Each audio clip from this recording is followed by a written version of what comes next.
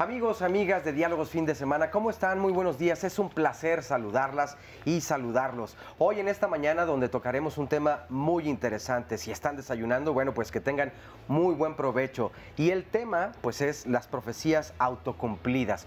¿Cuántas veces han escuchado acerca de este tema?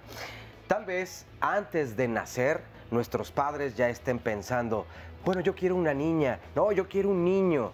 Podría ser una profecía justamente. Y bueno, una vez que están enterados de cuál es nuestra sexualidad, si estamos entonces, si somos hombres o si somos mujeres, bueno, yo quiero que siga mis pasos, quiero que sea doctor, quiero que sea filósofa, quiero que sea abogado.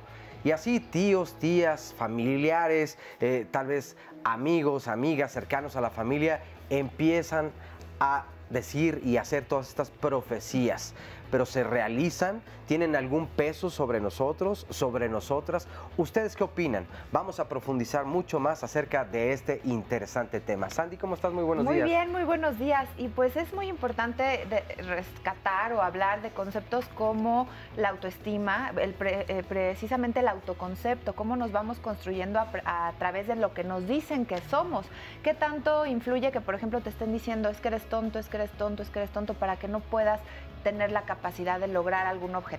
De esto también vamos a hablar y los invitamos a que se queden y nos empiecen a mandar todas sus dudas. ¿A ustedes se les ha cumplido alguna profecía o algo que no hubieran querido que sucediera? ¿Sucedió?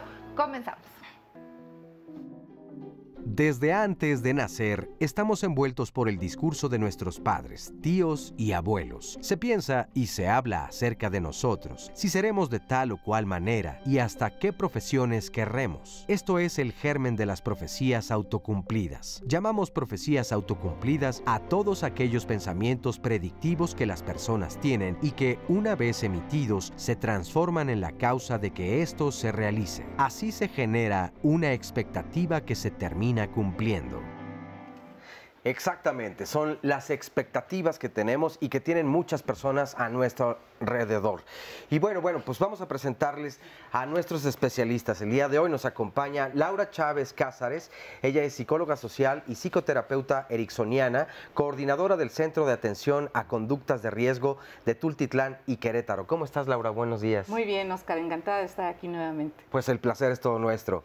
Jorge Avia, hipnoterapeuta ericksoniano y director del Instituto Milton H. Erickson de la Ciudad de México. ¿Cómo estás? Muy buenos días, Jorge. Muy bien, muy contento de estar acá, gracias. Pues es un placer tenerlos aquí. A ver, escuchábamos ya un poco, en parte, justamente lo que son estas profecías autocumplidas o autorrealizables. ¿A ustedes qué les parece? ¿Sí son precisamente todas estas expectativas que tienen nuestros seres queridos alrededor de nosotros y que se van fraguando desde muy temprano en nuestra edad? Pues no solamente los seres queridos, autores tan serios como Foucault, por ejemplo, habla de que es en sí una sociedad la que va determinando incluso qué tipo de seres humanos va a tener históricamente, los periodos de tiempo. Hace un momento hablabas, Sandy, acerca de quien no esté al pendiente de determinadas series del fútbol y cosas, no entiende los memes, ¿no? O las bromas que pudiéramos hacer en la actualidad. Y esto influye de manera importante también en estas profecías. O sea, cada momento histórico también determina los sujetos que van a participar en él y qué van a alcanzar o qué van a cumplir. Entonces, no solamente tenemos encima la parte familiar, sino incluso la parte histórico-social. Claro. Y esto es muy relevante porque tenemos la tendencia a pensar que los padres son responsables de todo. A mí me gusta bromear diciendo desde que se inventaron los papás, nos acabamos los irresponsables. Y en realidad uno tiene que ser responsable de lo que se dice y de lo que hace. Una profecía autocumplida es una planeación advertida o no advertida que uno hace y que puede estar en relación efectivamente con el sistema familiar, pero como dice la doctora Laura, muy importante en relación con el contexto social, con la prescripción cultural, y destaquemos también que uno es el que se hace esa profecía, así que uno puede decidir si la sigue o no la sigue. Aunque de pronto cuando no las conoces, cuando no sabes que están establecidas, estás un poco menos posibilitado a que no se cumplan. Toda la teoría de las constelaciones familiares aclara esta parte. Cómo es que generacionalmente nos depositan una serie de profecías o de alternativas de vida que de pronto no conoces y estás menos posibilitado a manipularlas. ¿Cómo cuáles? Pero, Por ejemplo, las de aniversario. es que justamente como para entender la idea de lo que es la profecía, no quiero que se nos quede como en un mito por allá lejano, ¿no? Y tampoco quiero que quede esta idea de como ya decretaron esto en mí, yo ya no tengo posibilidad de cambiarlo, ¿no? Como dicen que infancia es destino, o tantos dichos que nos llevan a... Entonces, como a mí ya me tocó, es lo que definió la historia de mi familia, entonces yo ya ni le muevo porque ¿para qué hago o para qué cambio esto? En el caso de lo negativo, por supuesto habría profecías muy lindas que ojalá se cumplan. Max Weber, por ejemplo, tiene una frase que a mí me encanta. Dice, las naciones que no conocen su historia están determinados a repetirla. Pero me parece que no son solo las naciones, también las familias, también los sujetos. Sí. Entonces, ¿qué hacer para no repetir? Conocer esta historia. Por ahí alguien decía en la televisión, ¿no? Una frase bastante... con mucha vacuidad para mi gusto, para atrás ni para echar vuelo, no, para atrás para tomar vuelo. Claro. O sea, para es voltear conocer. para atrás, efectivamente. Allá atrás están las respuestas del presente. Y hay que ir para atrás para conocer mi historia familiar y saber qué acontecimientos importantes, relevantes, podrían estar determinando mi presente, mi forma de percibir el mundo y hasta situaciones completamente incidentales, ¿no? Accidentales, que aparentemente no estarían a mi alcance manipular. Con todo esto me pone a pensar en la capacidad que tienen algunas personas de resiliencia, que ya hemos hablado muchas veces aquí en Diálogos en Confianza, pero es justamente esta situación. Tal vez todas estas predicciones que ya te van determinando poco a poco, las conozcas o no, se puede ver en una familia de varios hermanos y hermanas, donde hay 5, 8, y nada más uno de ellos o ellas genera esta capacidad de resiliencia. Es infancia no es destino. Desde luego me va moldeando, pero no me va a acabar. Yo tengo la responsabilidad y la voluntad de poder cambiar justamente lo que tengo. Pero entonces, ¿cómo es que nos va afectando todo esto, aunque no lo conozcamos? Por eso te preguntaba, ¿cómo qué profecías autorrealizables no conocemos, pero me están trazando un camino? Las de aniversario. De pronto aparecen fechas determinantes en las familias. ¿Sí? Los pares, por ejemplo, ¿no? 82, 92, 2002, 2012, y ocurren siempre pérdidas o acontecimientos trascendentales, y de pronto lo ves, puedes verlo, mirarlo cuando volteas a ver esta historia familiar y decir, esto tiene que parar. Entonces, esto que haya allá al interior del inconsciente, no solo mío, sino colectivo y familiar, tendría que ser modificado. Yo creo que aquí el doctor Arria, que además es un honor estar con uno de los principales representantes ericksonianos del país, nos puede hablar más de esto. Claro, ahora lo hacemos después de esta breve pausa.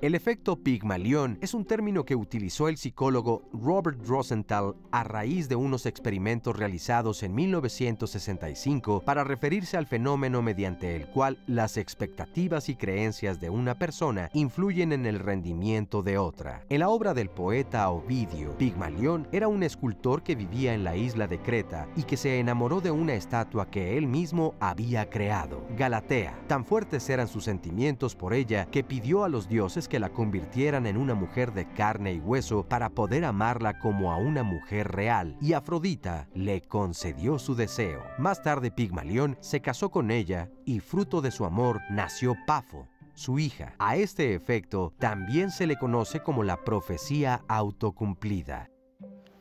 Bueno, ahí nos queda en un ejemplo claro, y es en un sentido positivo, se le cumple algo que desea con muchísima insistencia, anhela, etcétera.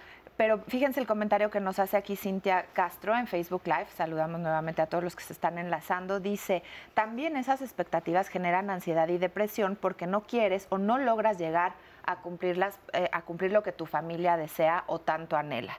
Y se quedaba pendiente, doctor, el complemento de lo que nos iba a decir. Sí, la cuestión aquí es que la prescripción social y cultural es una parte, y si uno, como dice la doctora Laura, genera una curiosidad por saber lo que sucedió en la familia, encontrará distintos tipos de personajes. Si nos vamos a la novela familiar, que la psicología transgeneracional y la psicología social son grandes asideros allí, nos dicen cómo la cultura determina roles que vamos a cumplir en la familia y cómo este rol que yo estoy teniendo a lo mejor lo tuvo alguien que fue mi tío tatarabuelo o mi tío bisabuelo. Por eso conviene revisar la historia, por eso conviene ver de dónde venimos.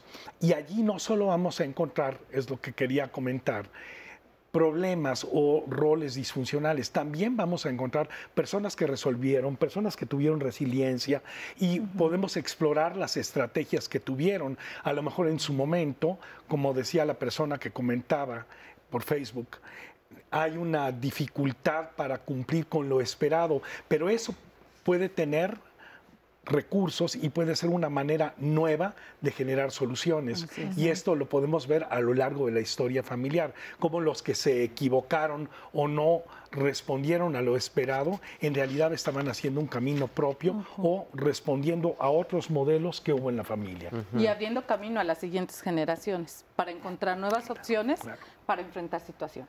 Mira, nos dice Irka, perdón, Oscar, nada más para lo que está diciendo el doctor. Yo fui la resiliente de mi familia y soy la menos querida por despertar mi conciencia. Claro. Bueno, tuvo unas consecuencias, pero ella lo comenta como algo positivo. Este otro de Anabel R. Muñoz que nos dice, estamos llenos de ideas introyectadas. Nuestros padres nos enseñaron y mostraron lo que en su propia capacidad tenían. Nos decían, párate, siéntate, no hables, no te muevas, no llores, no grites.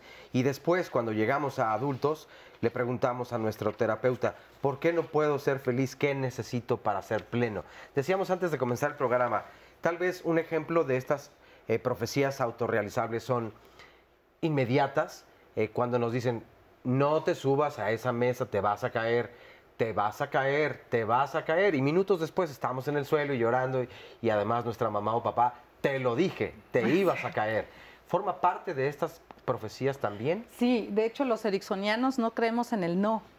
O sea, el no existe para el inconsciente. Entonces, cuando tú le dices a alguien, no hagas esto, estás dando una orden finalmente. Y esto se traduce en una especie de programa o de programación al interior de cada persona. Valdría la pena también mencionar que incluso el nombre es una profecía autocumplida. Claro. El alcanzar convertirme en Laura, ¿no? El alcanzar convertirme en Jorge, en Sandra, en Oscar. ¿Qué representó para mis padres el nombre que me pusieron y al cual voy caminando para convertirme en eso, ¿no? Hay nombres que tienen un significado, bueno, es decir, los nuestros no son como este ejemplo que voy a poner, pero el de paz, esperanza, que llevan en el mismo nombre pues ya un significado en la palabra, además de lo que cada nombre para las distintas culturas de donde proviene tiene ese significado. ¿A eso te refieres también un poco que te va marcando? Es decir, si a mí me nombran esperanza, ¿es porque mis padres buscaban eso o que yo la tenga o la genere? Sí, al contenido de forma y de contenido. O sea, el padre, la madre establece en qué te vas a convertir cuando te pone un nombre. ¿Por qué me pusiste de tal forma? Es que así se llamaba mi mejor amiga. Entonces ahí está la expectativa establecida.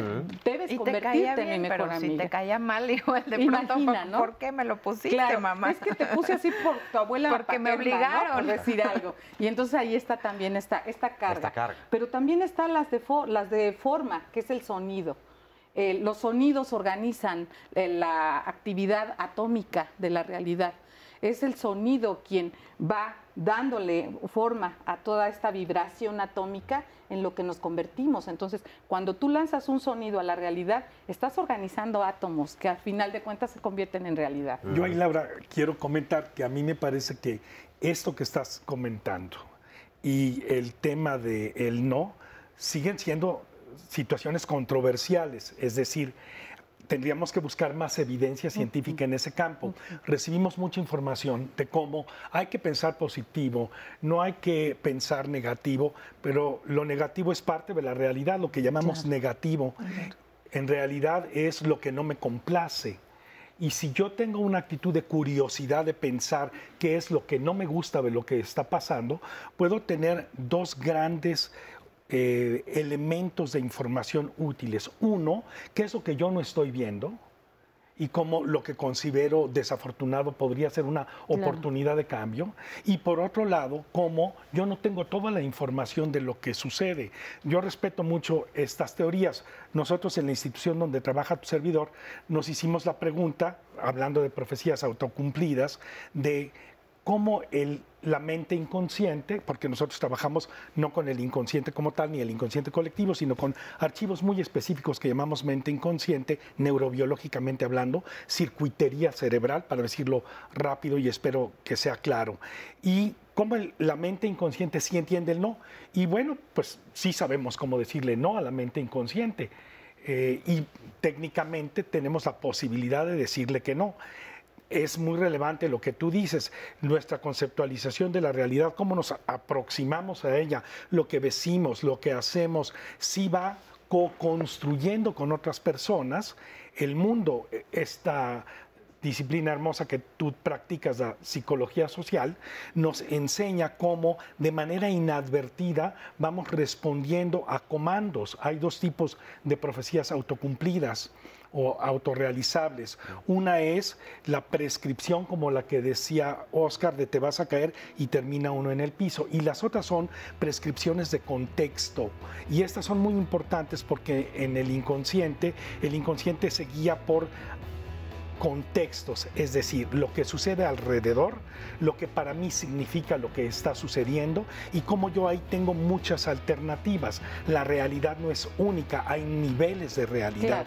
Y las familias nos dan eso, también la cultura, y uno también puede construir profecías autorrealizadas o autorrealizables favorables. Claro. Muy bien. Claro. Importantísimo, favorables. Vamos a retomar esto regresando de esta pequeñísima pausa.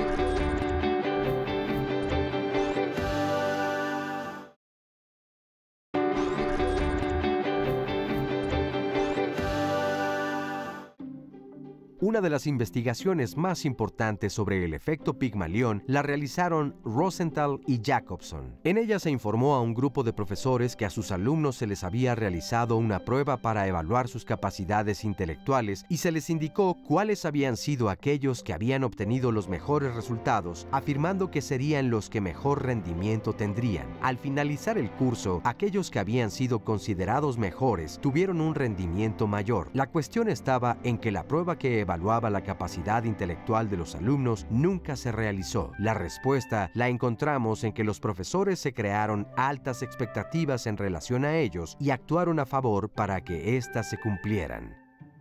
Interesante esta información que acabamos de escuchar. ¿Qué tanto nos va determinando justamente estas expectativas, lo que se cree que podemos alcanzar cada uno y cada una de nosotros?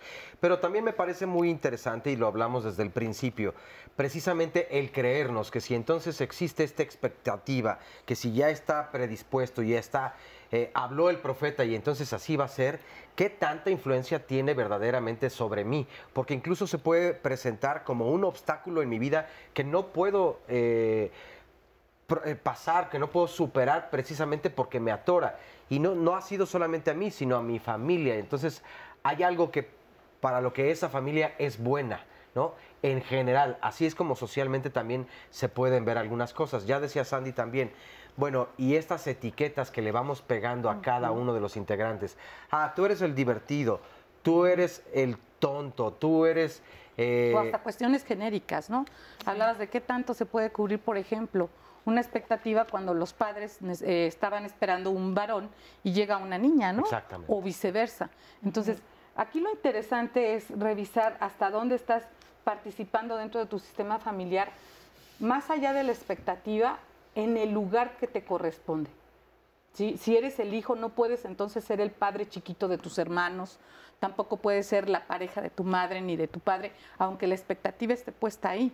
Y que esto lo hacemos de manera inconsciente, ¿no? Para entender cómo funciona, porque no es que yo diga, ay, bueno, yo ahora voy a ser la mamá de mis hermanitos y todos aquí nos acomodamos. O sea, es algo que se va dando en el día a día, en el actuar y de manera inconsciente, pero cómo cambiarlo también. Y en el momento que lo buscamos cambiar, pues llevará también ese mismo proceso, un mismo proceso. Y al mismo tiempo también está esta carga, hablando por ejemplo de los hijos, de si a ti te toca ser el primogénito, entonces tienes ciertas obligaciones porque eres el ejemplo para todos los demás hermanos o hermanas que vengan a continuación. Y es parte de lo que se instaura en las familias.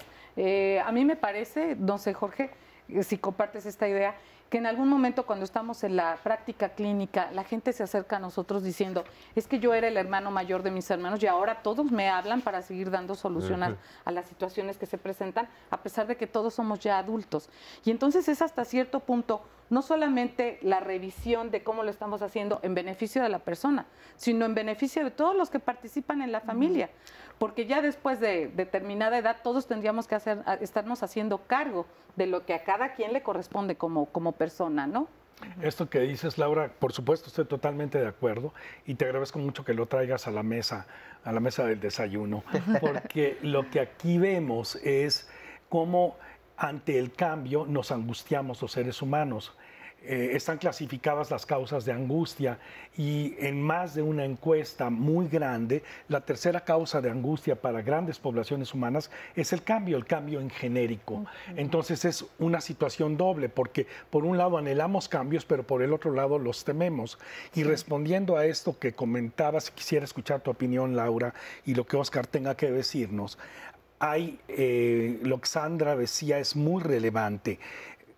¿Cómo hacemos para advertir esta dificultad para el cambio? Ahí hay dos emociones, de esas que se llaman negativas, que son extraordinariamente útiles. Una es el miedo y la otra es la tristeza. El miedo al cambio, el miedo incluso al éxito, que es algo que se habla mucho, pero que no enfrentamos personalmente. ¿Quién se molestaría en la familia o en el medio social si tengo éxito? Las mujeres tienen una historia, hablando de género, de molestar a muchas gentes por tener éxito. Así es. Y en el fondo hay miedo porque las mujeres tienen, neurobiológicamente hablando, mejor funcionalidad neurobiológica en aspectos que permiten manejar la realidad práctica. Hay evidencia de cómo las mujeres tienen mayores y mejores calidades de conexiones entre ambos lados del cerebro respecto de los hombres. Por supuesto que uno lo puede entrenar. Entonces, el aspecto de género tradicional de disminuir a la mujer tendría que ver con una estrategia de mantener el poder y la hegemonía masculina. Y la otra es la tristeza. Si de repente yo cambio y me aíslan, como comentaba una persona en Facebook, ¿qué ocurriría si me aíslan? Lo que va a ocurrir es que me va a dar tristeza y me voy a sentir aislada o aislado, me voy a sentir mal. Si uno es capaz de usar esa tristeza y ese miedo como maestras o maestros, uno va a lograr hacer mejores decisiones y va a poder aproximarse al cambio. Miren, y en este sentido les quiero compartir el testimonio que nos deja aquí. Muchísimas gracias por la confianza a una persona en Facebook. En mi caso, en una etapa muy difícil de mi vida, me enteré que mi padre intentó suicidarse. Para mí fue un fuerte impacto. Me quedé helada cuando mi abuela me lo dijo, porque yo sin querer había intentado suicidarme y sin saber que traía algo hereditario de depresión o pensamientos suicidas. En este caso yo no lo sabía y aún así repetí el patrón de comportamiento de mi padre. Ahora he tomado cartas en el asunto de mi depresión, he tenido un despertar en mi conciencia y bueno, dice que hasta la fecha, bueno, que con su madre le decía que estaba loca y no entendía por qué se lo decía. Afortunadamente, dice, llevo un tratamiento y terapia y he logrado romper con esa cadena generacional y hereditaria de la depresión y suicidio en la vida y en la familia. Fíjense qué importante esto. Más allá de pensar en una cuestión hereditaria de orden genético, yo me inclino mucho más, justo por mi formación, a considerar que es un esquema referencial de inconsciente colectivo, planteado así por Jung, ¿no? Hay todo un aspecto que va a una especie de web, de nube, a nivel de nación, a nivel de planeta y a nivel de familias. Toda esta información va a dar a algo que en ciencia consideramos que es el campo mórfico o masa crítica, y que impregna de alguna manera esta información en cada uno de los miembros que participan de la vida familiar. Cuando ella no lo sabía. Aún cuando ella no lo sabía. Es ahí cuando yo me refiero a estas repeticiones incluso aniversarias, ¿no? Estoy trabajando con un grupo de gente que me tiene confianza para hacer este trabajo clínico y resulta que justo a la edad de una de ellas, a la edad en la que ella pierde a su madre, ella va y entrega a sus hijos al padre, ¿no? Entonces, es esta revisión no consciente de lo que se repite. Antes había consignas muy frecuentes en psicología que deterministas, ¿no? Determinaban cuestiones familiares. Después de la tercera generación en un intento de suicidio, siempre hay un suicida. O sea, cuestiones de este tipo. Pero ¿quiénes somos nosotros para poder decir que esto es así? Claro. ¿Qué tanto encuentra la gente allá afuera que al final de cuentas le da la oportunidad del quiebre y de romper esquemas? Hacemos una breve pausa y regresamos. Si los individuos definen las situaciones como reales, son reales sus consecuencias. William I. Thomas, sociólogo estadounidense.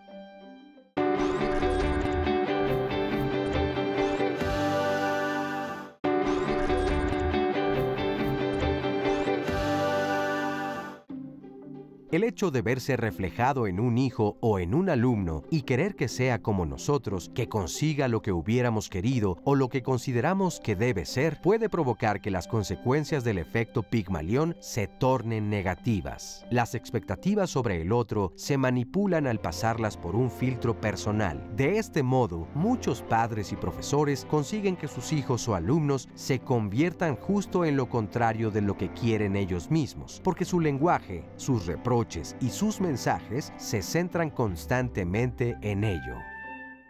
Justamente acabamos de tener un programa sobre el cerebro de los adolescentes y una de las conclusiones que hacíamos o que con ayuda de nuestros invitados especialistas es que hay que respetar la individualidad de cada uno de nuestros hijos, porque esta imposición, este querer que sean lo que nuestras expectativas dictó, lo que la historia familiar dijo, pues lleva mucha frustración de ambas partes. Y miren lo que nos dice aquí Cintia: yo tuve que desprogramarme. Yo fui una niña de calificaciones de 10 y cuando mi hijo no sacaba notas mayores de 8, estaba muy frustrada y me sentía una fracasada y le transmitía esa ansiedad a mi hijo. Hemos trabajado mucho como familia y ahora mi hijo va mucho mejor en el colegio y además sabe que podrá estudiar lo que más le guste, aunque a veces me salta el impulso de empujarle a que estudie lo mismo que yo, y pone carita de risa. Bueno, pues ahí cómo podemos en el entorno familiar actuar desde los papás para que no esté esta frustración de ambas partes, esta ansiedad que me genera el que él no vaya a decidir lo que yo decidí que fue lo correcto. Lo primero que habría que hacer es decir que el amor, todos necesitamos aceptación, aprobación, reconocimiento, y relacionamos esas funciones desde la psicología social y desde la psicología individual clínica con el amor, con lo que llamamos amor, esta serie de emociones recíprocas, gratas, que nos permiten desarrollarnos, aprender, crecer. Entonces, lo importante es poner el amor en otro lugar. Que el amor, la autoestima, el reconocimiento al otro estén independientes de los logros que la sociedad o la familia nos prescribe. Esto es fundamental y abre un espacio de negociación. Una pregunta fundamental cuando hay este tipo de circunstancias es preguntarle a las hijas o hijos, a los padres, ¿tú qué quieres? Y luego preguntarse qué consecuencias tiene esto que tú quieres o qué consecuencias tendría. Si promovemos que las personas puedan expresar libremente en familia, en sociedad, sus deseos y sus necesidades, sin apresurarnos a limitar la expresión de deseos y necesidades, vamos a abrir un campo de escucha recíproca en que vamos a poder llegar a acuerdos que beneficien a ambas partes o a todas las partes implicadas, y esta es la primera fase de la negociación.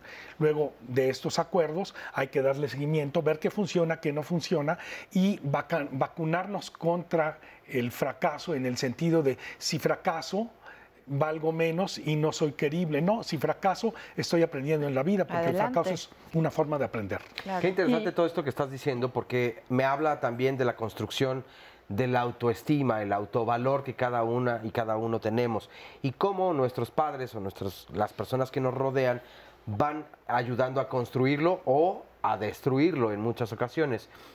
Yo añadiría a este comentario Por que favor. haces, Jorge, el que la gente pueda revisar hasta dónde es reforzar este amor, este afecto, esta aceptación, y hasta dónde es tolerar ciertas conductas.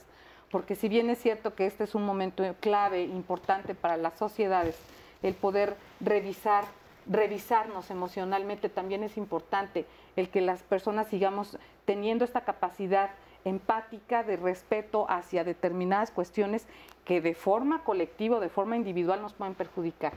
La tolerancia hacia conductas inadecuadas, hacia conductas asociales que estamos viendo con tanta frecuencia dentro de los sistemas escolares y de la sociedad en general. Y entonces hablar, sí, de te amo, no importa lo que decidas, pero lo que decidas tiene consecuencia, como bien lo dice Jorge. O sea, lo que decides no puede ser totalmente libre porque vivimos en una colectividad y porque cada uno de nosotros tiene derechos y porque cada uno de nosotros tiene obligaciones. ¿Cómo darnos cuenta cuando decimos a nuestros hijos, sí te amo, respeto tus decisiones, tu camino está trazado, pero en realidad hay un mensaje oculto que va lleno de un control, tal vez no de ganas de lastimar, pero sí de un control que al final o en un futuro termina lastimando y bajando la guardia de la autoestima de cada persona? Ahí fíjate, Oscar, que esto es una situación, se habla mucho de que somos manipulados. Yo quisiera preguntarle al público, ¿quién no manipula? Así es. Entendemos la palabra manipulación en un sentido peyorativo en la actualidad, pero el sentido, la palabra manipulación no significa en sus orígenes etimológicos un manejo amañado o para buscar el control o para reprimir. Es en el fondo una negociación. Por eso es importante hablar de lo que cada quien quiere. Todos nos manipulamos. Cuando Laura habla de la necesidad de respetar ciertas normas, es porque en la historia de la sociología, de las ciencias sociales, de la psicología social, hemos ido aprendiendo que el acordar normas es fundamental para poder convivir en paz entre nosotros. Y es saludable. Claro. Entonces, se puede abrir la manipulación y decir, oye, me estás manipulando para esto, ahí podemos meter el sentido del humor. Los latinos metemos muy bien el sentido del humor. Pues sí, te estoy manipulando porque quiero que hagas lo que yo quiero. Bueno, pues yo quiero complacerte en parte, pero quiero más hacer lo que yo quiero. Y empezamos a tener un diálogo que nos va a llevar a la posibilidad de hacer acuerdos sin este subterfugio que señalas que es tan importante del control por debajo de la mesa, Y es que sí es muy dañino. En todo esto, lo que es bien interesante de lo que están diciendo es la importancia del comunicarse, encontrar una forma de comunicarse al interior de la familia, porque lo que sucede muy a menudo y de acuerdo a lo que nos dice el público y las llamadas es, nadie dice nada, todo mundo se calla para no entrar en conflicto, disimulamos, hacemos como que todo va fluyendo bien. Pasan estas historias de las cuales nadie habló, nunca se supo, y entonces un día explota todo esto. Justo son esos secretos los que llevan a la gente a repetir. O sea, lo que no sabes está ahí como latente. Como y te que hace algo ir a pasa, buscar. pero no pasa. Efectivamente. Entonces, ¿qué sugeriríamos? Primero que nada, evitar ya los secretos. Dejar de excluir a algunos de los miembros que no estuvieron de acuerdo con lo que todos consensábamos como lo mejor, ¿no? E integrarlos a la historia familiar, honrarlos hablando de ellos, por ejemplo, para que se dejen de repetir las historias en esta intención de reparar al que no fue integrado, ¿no? Que se dejen de repetir en el sentido negativo. Claro que si hay una fórmula que funcionó para bien de la familia, pues también podríamos aceptarla, adoptarla, ¿no? Muy importante. Así es. ¿Qué es lo que sí ha funcionado en esta familia? ¿Qué es lo que sí va bien en esta sociedad? ¿Cuáles son los archivos de soluciones ensayadas exitosas? Que sí funcionan. ¿Y a cuáles puedo acudir? ¿Cómo resolvió tal persona o tal otra o tal grupo social? Hablando de grupos sociales o de culturas. ¿Tengo yo que aprender algo de personas del norte del país o del centro del país o de otros Oaxaca, países o que de también otros hemos países? adoptado? ¿Cómo me voy a abrir a ese conocimiento? Claro. Vamos a hacer una Por favor. pausa y regresamos. ¿Por qué tienen que pegarle etiquetas a todo? ¿Por qué no se dan cuenta de que uno simplemente se enamora de alguien? ¿Ustedes nunca se han enamorado de nadie? José Emilio Pacheco, escritor mexicano.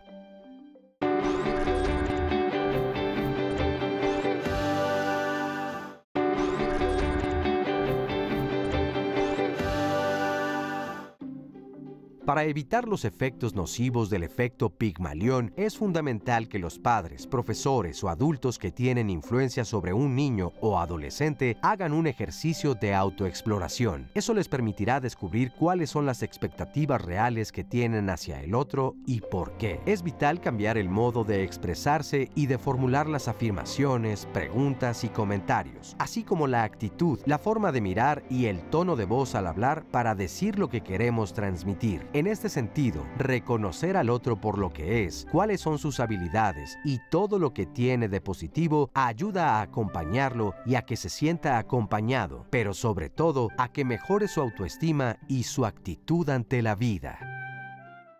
Por eso hablábamos hace un momento acerca de la autoestima, el autoconcepto y lo importante que es. Y hay varias personas aquí en las redes sociales, en el Facebook Live, que justamente están hablando acerca de los profesores, de las maestras, qué tanta influencia tienen sobre nosotros y que también forman parte de estas profecías autorrealizables o autocumplidas. Que a diferencia tal vez a veces del vínculo que podamos tener afectivamente en casa o de ejemplo o educación, son muchas veces ellas o ellos, los profesores, las maestras, quienes trazan toda esta parte en nuestra vida. Incluso nos dice Nahum Green, ¿cómo evitamos los docentes llevar este tipo de frustraciones y transmitirlas también a los alumnos, que forman parte de su historia, de su familia, pero también nos la pueden compartir y pueden estar afectando en nuestra vida? Odette Hernández dice, como docente viví una experiencia satisfactoria en ese sentido. Un alumno decía insistentemente que tenía una fea letra y que no podía hacer un texto limpio y ordenado. Insistía en que si se lo proponía, podría mejorarlo y así sucedió. Su último texto fue diametralmente distinto, mucho mejor que al inicio. Y por otro lado, Julián Moreno nos dice, con mis hijos hemos trabajado en su autoestima desde pequeños, jamás les hemos impuesto nuestra voluntad en las cosas que hacen. Respecto a las calificaciones, saben que solo reflejan el grado de atención y comprensión en las materias. Saben que si son peces, por consiguiente son expertos nadadores y no trepadores de árboles, porque no son ardillas. Busquen la felicidad en las cosas que saben hacer y disfrutan. Así serán más útiles a la sociedad. También esta parte, ya lo comentaban ustedes hace un momento, de la familia, donde, bueno, en esta familia la forma en la que resolvemos las cosas es este estilo. Es conveniente para todos porque cada quien comprendemos qué espacio ocupamos, en qué somos mejores y así es como funcionamos mejor. Pero habrá alguien que se trace pues una meta distinta y un estilo diferente al que ya se ha probado durante algún tiempo. A mí me encanta hacer un ejercicio de herencia, ¿no?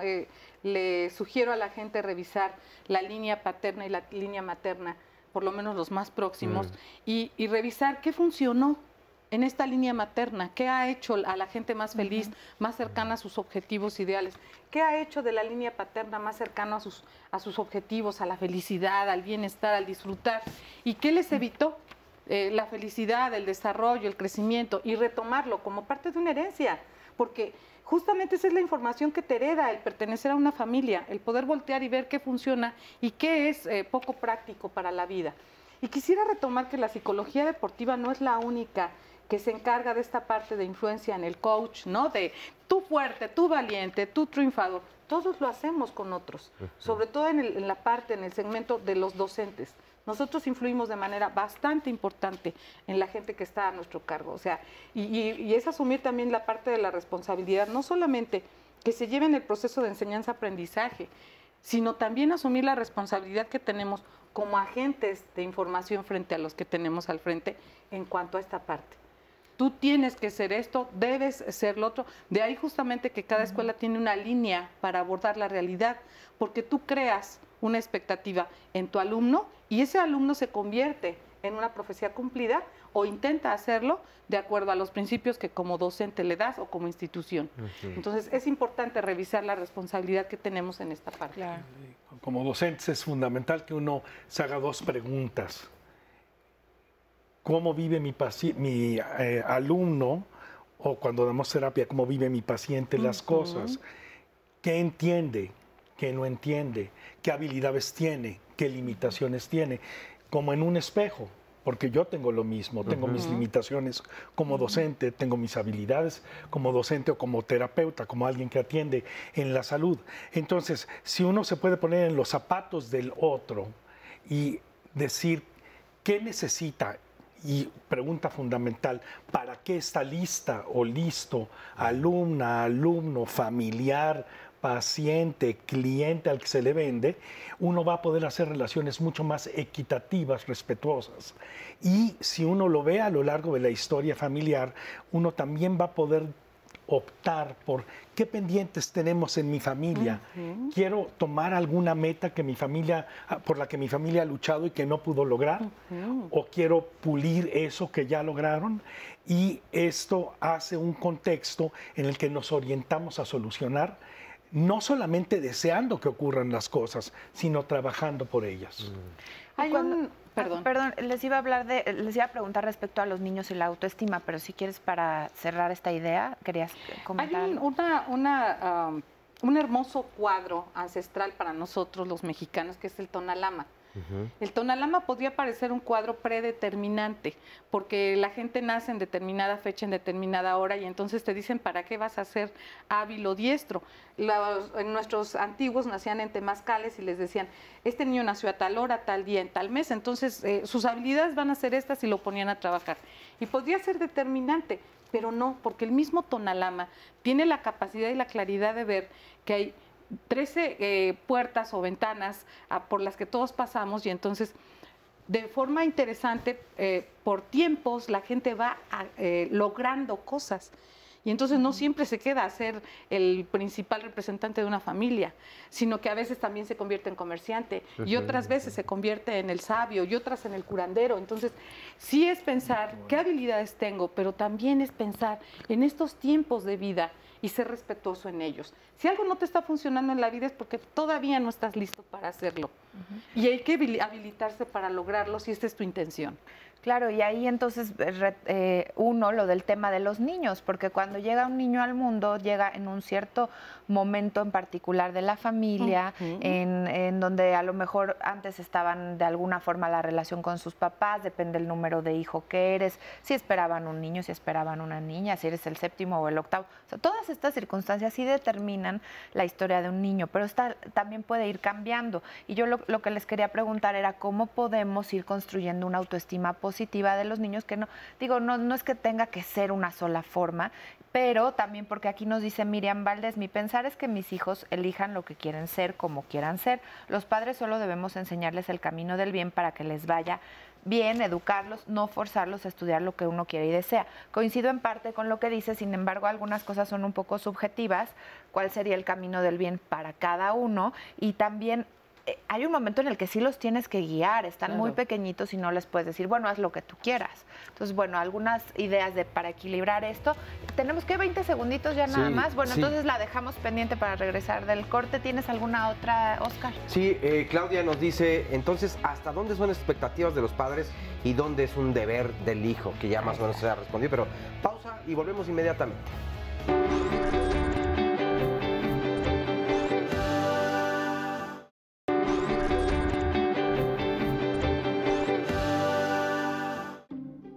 Es patético que no podamos vivir con las cosas que no entendemos, que necesitemos que todo esté etiquetado y explicado y deconstruido, aunque sea del todo inexplicable. Chuck Palahniuk, novelista estadounidense y periodista independiente.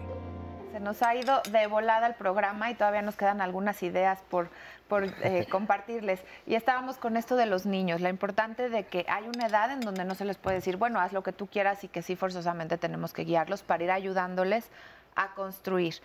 Si quieren complementar alguna idea para la autoestima de los niños y también lo que quedó pendiente del Tonalama. Claro que sí. Adelante, gracias. doctor. La autoestima, para decirlo rápido, es básicamente, se define de muchas maneras, pero es básicamente desarrollar confianza en dos niveles. La confianza en que tengo derecho a los derechos humanos y la confianza en que puedo enfrentar los retos usuales de la vida. Esta autoestima, que tiene una serie de elementos, como hablábamos ustedes, autoimagen, autoconcepto, autoeficacia, es algo que vamos ejercitando. Y es muy importante que esta confianza no sea impuesta desde afuera, sino que sea producto de la experiencia. Y ahí hay que acompañar a los hijos en la experiencia sin imponerles expectativas, y negociando qué les gusta, qué no les gusta, a dónde quieren llegar. Por supuesto, como bien dice Sandra, en el respeto a los derechos humanos y de la naturaleza. Hay como derechos universales y estos son los que se tienen que considerar. No tienen vigencia ni caducidad. Sabemos, quienes nos dedicamos a la conducta humana y a la conducta de las sociedades, cómo funciona de manera saludable una sociedad. Y es respetando esta parte de los derechos, las obligaciones, la escala de valores, que es inmovible. O sea, no es que ellos ya son milenios, no, sean millennials, sean Z, los que sean, hay una serie de pautas necesarias para la convivencia saludable y armónica. Y justamente es retomar cómo es que en algunos históricos famosos las cosas no les funcionaban en determinado momento de su vida y podían alcanzarlas en otro, debido a esto que comentábamos fuera del aire, que es el tonalama, ¿no? Teníamos una paciente que insistía en poner un restaurante y le hacen el tonalama y se da cuenta de que está en el tiempo de la familia. Entonces regresa a la familia, se incorpora, se integra, vuelve a darle fuerza a la familia y ahora sí puede retomar otros proyectos.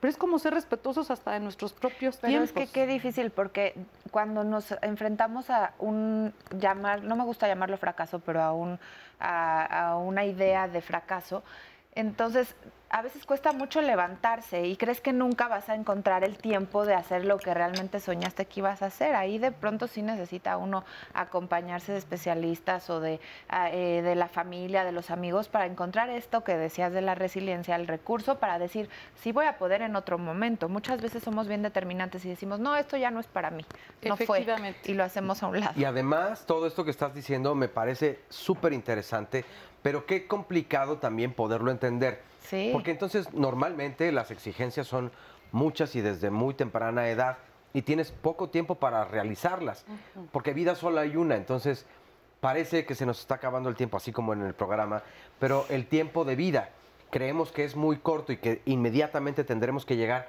a los resultados. Entonces esto que tú decías, de pronto detenerse y decir, no estoy fracasando, simplemente tengo que allanar el camino por acá, apuntalar por acá, nutrir esta parte que no está bien para equilibrarme y ahora sí poder realizarlo, suena muy bien. Es todo un proceso de deconstrucción. Es mirar al pasado para obtener lo mejor, ir afinando justamente lo que no nos conviene y poder construir otra vez hacia arriba.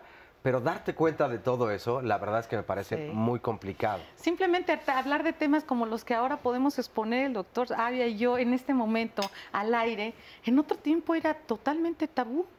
Hablar del inconsciente, hablar de hipnosis, hablar de tonalama, hablar de constelaciones familiares o de campo mórfico, en otro momento no hubiera sido posible hacerlo. Hoy podemos hacerlo porque el momento nos lo permite.